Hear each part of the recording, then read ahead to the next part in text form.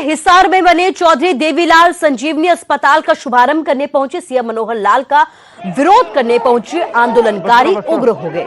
रविवार को सुबह के वक्त शुरू हुआ विवाद शाम तक खत्म नहीं हुआ। सीएम 500 बेड के अस्थायी अस्पताल का शुभारंभ करके भी चले गए और उनके अस्पताल में दाखिल होने की आंदोलनकारियों को भनक भी नहीं लगी, लेकिन जब लगी तो आंदोलनकारी अस्पताल के आसपास पहुंच गए और पुलिस पर हमला बोल दिया। पुलिसकर्मी घायल हुए तो आंसू गैस के गोले छोड़े गए और लाठीचार्ज भी किया गया। बाद में भी लाठीचार्ज के विरोध में आंदोलनकारियों ने हरियाणा में हाईवे को जाम करना शुरू कर दिया। 4 तस्वीरें आपको आपके टीवी स्क्रीन पर हम दिखा रहे हैं। हिसार, अंबाला, पानीपत और करनाल की तस्वीरें हैं। आप देख सकते हैं कि कोरोना के वक्त में जिस तरीके का ये प्रदर्शन है, ये वाकई में शर्मनाक है। जिस तरीके से कोरोना नियमों की धज्जियां उड़ाते हुए यहां पर प्रदर्शन किया गया है, ये वाकई में कई सवाल खड़े करता है।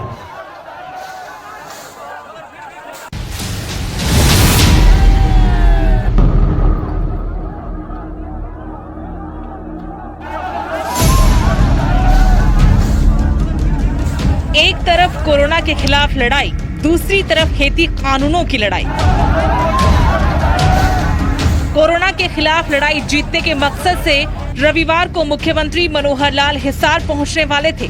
यहां एक कोविड-19 अस्पताल का उद्घाटन तय था, लेकिन जैसे ही खेती कानूनों को लेकर मोर्चा संभाले किसानों को मनोहर लाल के हिसार पहुंचने की खबर लगी तो उन्होंने सड़क पर हंगामा कर दिया।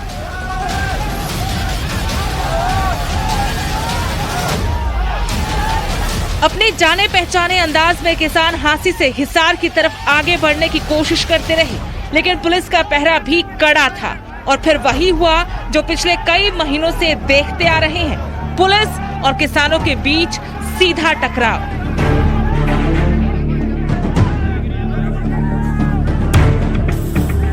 पुलिस रोकने की कोशिश करती रही और किसान लगातार आगे बढ़ते रहे। आखिर में ट्रैक्टर की मदद से बैरिकेडिंग तोड़कर किसान हिसार की तरफ बढ़ गए।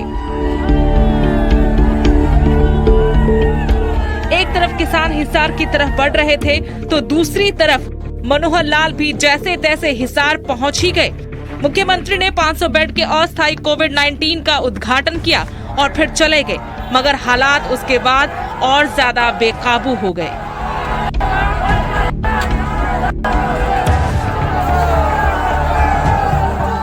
किसान हिसार में जुटने लगे और देखते ही देखते तनाव भी बढ़ने लगा। किसानों को रोकने की कोशिश बहुत की गई, मगर जब बात नहीं बनी तो आखिर में पुलिस को लाठीचार्ज का सहारा लेना पड़ा। जिंदल चौक के पास ही किसानों पर पुलिस की लाठियां चली और साथ साथ आंसू गैस के गोले भी। ना ये पहली बार हुआ है, ना ही शायद आखिरी बार कि किसान और सरकार इस तरह से आमने सामने खड़े हैं। साथ में एक सवाल भी पहले की तरह बरकरार है कि आखिर इस तकरार का अंजाम क्या होगा। हिसार से संदीप सैनी, न्यूज़ 18।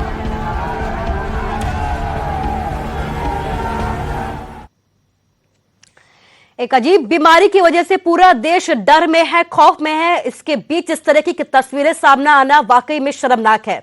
किसानों पर लाठीचार्ज को लेकर वीरेंद्र सिंह भड़क गए हैं। बीजेपी नेता ने लाठीचार्ज को दुर्भाग्यपूर्ण बताया है। अब मुद्दे को जड़ से खत्म करने की जरूरत है, ये कहना है वीरेंद्र सिंह का। किसानों से बातचीत में और देर ना हो, वीरेंद्र सिंह की तरफ से ये बयान सामने आया है। नए सिरे से प्रयास के लिए मैं प्रतिबद्ध हूं। कल हांसी में किसानों पर पुलिस ने लाठीचार्ज किया था और इसी के विरोध में अब वीरेंद्र सिंह का बयान सामने आया है। बीजेपी के सीनियर लीडर है जिनकी तरफ से ये कहा गया है किसानों से बातचीत होनी चाहिए और किसी भी तरीके की देरी नहीं होनी चाहिए। पुलिस की तरफ से जो लाठीचार्ज किया गया उस पर वीरेंद्र सिंह भड़के हैं। इसके साथ ही उन्होंने ये कहा कि अब मुद्दे को जड़ से खत्म किए जाने की जरूरत है।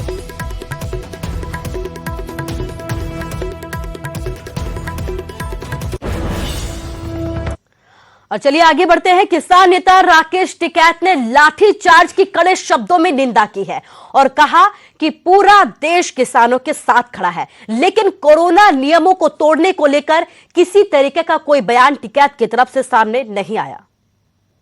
दुखद घटना है और जिस तरह से ट्रैक्टर तोड़े लोग, करीब 200 से ज्यादा लोग घायल हैं, तो जा रहे हैं वहां पे और पूरे देश भर में इसका विरोध हो रहा है।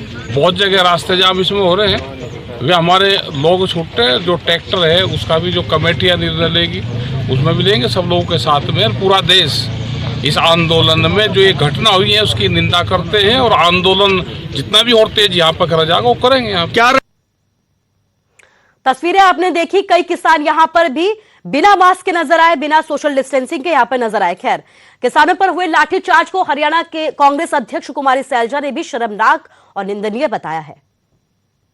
हिसार में एक ओर कोरोना का हाहाकार और दूसरी ओर हमारे अन्नदाता को लहू लुहान। माननीय खट्टर जी, क्या किसी हॉस्पिटल का उद्घाटन इतना जरूरी था कि आप खुद वहां पर पहुंचे और हर एक नियम को ताक पर रखें, लोगों को रिस्क में लेकर आए? आप भीड़ देखिए जब आपने उद्घाटन किया।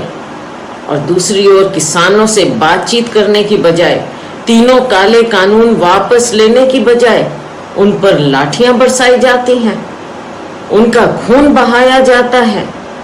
ये भारतीय जनता पार्टी जजपा सरकार जब जब लोगों के बीच में निकलेगी उन्हें लोगों का ऐसा सामना करना पड़ेगा।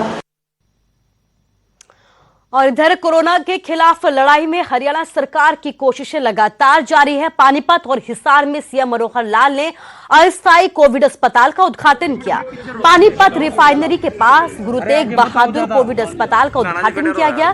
सीएम के साथ साथ केंद्रीय पेट्रोलियम मंत्री धर्मेंद्र प्रधान, स्वास्थ्य मंत्री अनिल विज भी मौजूद रहे। कोरोना महामारी को देखते हुए हरियाणा सरकार ने पानीपत में 500 बेड का अस्पताल का यहां पर शुरू करने का फैसला लिया था। फिलहाल 300 ऑक्सीजन बेड के साथ अस्पताल का पहला ब्लॉक शुरू कर दिया गया है। आज से यहां कोरोना मरीजों का इलाज होगा। वहीं पानीपत में भी सीएम ने 500 बेड के अस्थायी कोविड अस्पताल का उद्घाटन किया। चौधरी देवीलाल संजीवनी अस्पताल में कोरोना मरीजों का इलाज किया जाएगा। अभी मुख्यमंत्री जी कह रहे थे हिसार जिंदल स्टील प्लांट के पास, हिसार जिंदल स्टील प्लांट के पास अभी उन्होंने यहां आने की पहले 500 बेड की ऐसे ही एक बढ़िया हॉस्पिटल, टेम्पररी हॉस्पिटल, जो शायद आने वाले 3-4 महीने तक लोगों की स्वास्थ्य की पूरा लाभ नहीं होने तक इसको लगाने के लिए काम किया जाएगा। सामाजिक दूरी तो सरकारी कार्यक्रमों में भी नजर नहीं आई। एक तरफ सरकार कोविड अस्पतालों का उद्घाटन कर रही है तो दूसरी तरफ जिनमें स्वास्थ्य सुविधाओं की पोल भी खुलती हुई दिख रही है। जब सरकारी अस्पताल में बेड फुल हो गए तो मरीज अपने घर से खाट ले आए। तस्वीरें जिनके सरकारी अस्पताल की है, आप देख सकते हैं कि कैसे इमरजेंसी वार्ड के बाहर मरीजों ने खाट में डेरा डाल दिया है। मरीजों के मुताबिक सरकारी अस्पताल में सभी बेड फुल हैं। हालांकि डॉक्टर्स ने मरीजों को बाहर ही ऑक्सीजन लगाकर इलाज करना शुरू कर दिया है। डॉक्टर को अपना फर्ज पूरा करते हुए देखे जा रहे हैं, लेकिन बेड की कमी से कोरोना मरीजों को खासा परेशानियों का सामना करना पड़ रहा है। तो जिनकी तस्वीरें आपको दिखा रहे हैं, जहां पर आप देख सकते हैं कि किस तरीके से स्वास्थ्य सुविधाओं की पोल यहां पर खुलती हुई दिख रही है। एक तरफ दावे किए जा रहे हैं कि तमाम इंतजामात है, लेकिन इंतजामातों की हकीकत टीवी स्क्रीन पर आपको साफ दिख रही है। हाल है ही नहीं, बड़े जाने पड़ रहे हैं। तो अपने घरों से लेके आ रहे हैं सारे? क्या क्या लेके आ रहे घर से? घरों से क्या क्या लेके आ रहे हो? खाट फुट। कितने मरीज हैं यार? देखिए, हमारे पास सभी चीज़ों की, किसी चीज़ की कोई कमी नहीं है। बेड्स हैं, टोटल 4 DCH हैं और 15 हमारे पास DCHC हैं, जिसमें के मॉडरेट मरीज दाखिल होते हैं। और हमारे पास 725 के करीब ऐसे बेड हैं जिन पर ऑक्सीजन की फैसिलिटी अवेलेबल है। कुछ बीच में समय ऐसा आया था जहाँ पे ऑक्सीजन हमारे पास सरप्लस नहीं थी, काम चलाने के लिए थी। अब हमारे पास ऑक्सीजन की मात्रा भी काफ़ी हो गई है। तो सिविल हॉस्पिटल जींद में जैसे सारे बेड भरे हुए हैं, तो अब जितनी भी हमारी CHC हैं, जैसे सिविल हॉस्पिटल नरवाना है, उचाना, अलेवा, जुलाना, सफीदो, यहाँ पे भी मरीज दाखिल किए जा रहे हैं और वहाँ पे बेड उपलब्ध हैं। तो ये हमने आपको हरियाणा का हाल दिखाया और बात हिमाचल की करते हैं। हिमाचल में कोरोना पर काबू पाने के लिए 26 मई तक कोरोना कर्फ्यू लगाया गया है। वहीं ग्रामीण इलाकों में कोरोना को फैलने के लिए भी रोकने के लिए सख्त कदम उठाए गए हैं। चंबा की अगर बात करें तो लोग कोरोना गाइडलाइंस का सख्ताई से पालन कर रहे हैं। कर्फ्यू में बाजारों में भीड़ ना के बराबर दिख रही है। वहीं डलहौजी में भी ज्यादातर लोग अपने घरों में ही कैद हैं। हालांकि जरूरत के सामानों की दुकानें लगातार खुली हुई हैं। प्रशासन ने भी लोगों से अपील की है कि अगर बहुत जरूरी ना हो तब तक अपने घरों से बाहर ना ही निकले। कोई घर से बाहर नहीं निकला है और उससे जो है हमारे केसेस भी कम आ रहे हैं। सरकार ये कदम जो है सराहनीय उठाया था, अच्छी बात है। इससे हमारे गरीब जनता, गांव की जनता, जैसे जो छोटे मोटे कारोबार करते थे, जैसे मेरा एक ढाबा है जिसमें हम रोजी रोटी कमाते थे, अपना परिवार का खर्चा उठाते थे, वो काम धंधे बंद हो गए हैं। कोई आने जाने वाला है नहीं। सुबह 10 बजे से 1 बजे तक सरकार ने टाइम दिया हुआ है खोलने का, उसमें तो 10 रुपये तो बन नहीं रहे हैं और हम अपना गरीब आदमी परिवार का खर्चा कैसे उठाएंगे। तो हिमाचल में कोरोना की खतरनाक रफ्तार लगातार जारी है, लेकिन अब कोरोना को मात देने के लिए आयुर्वेद का सहारा भी लिया जा रहा है। ऐसा दावा किया जा रहा है कि आयुष मंत्रालय की आयुष 64 दवाई कोरोना संक्रमितों के लिए रामबाण साबित हो रही है और महज 7 दिनों में रिपोर्ट नेगेटिव आ रही है।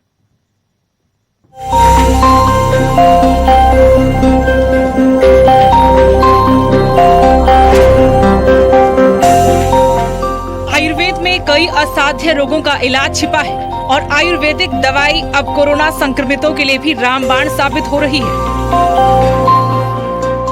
आयुष 64 दवाई कोरोना मरीजों पर कारगर साबित हो रही है। 90 के दशक में इस दवाई को मलेरिया के इलाज के लिए इस्तेमाल किया गया था और अब जब कोरोना कहर ढा रहा है तो इसे कोरोना मरीजों को दिया गया और अब इसके सकारात्मक परिणाम सामने आ रहे हैं। सिर्फ 7 दिनों में कोरोना संक्रमित मरीजों की रिपोर्ट नेगेटिव आ रही है।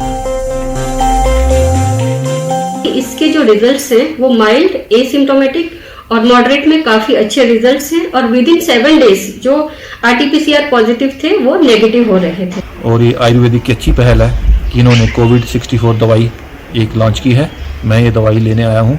मैं बाकी लोगों से भी अपील करता हूँ कि इस दवाई को लेके जो भी पॉजिटिव पेशेंट आए हैं उनको दी जाए।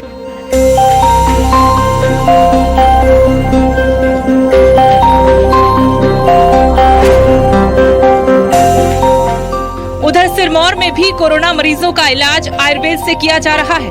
नाहन में इन दिनों कोरोना मरीजों को घर घर जाकर आयुर्वेदिक दवाइयां दी जा रही हैं। तो इसमें आयुर्वेद विभाग को आयुर्वेदिक औषधियां वितरण करने का दायित्व सौंपा गया है। उसके तहत ये मुहिम चलाई जा रही है और घर घर जाके औषधियां वितरण की जा रही है और औषधियां कैसे लेनी है समझाया जा रहा है।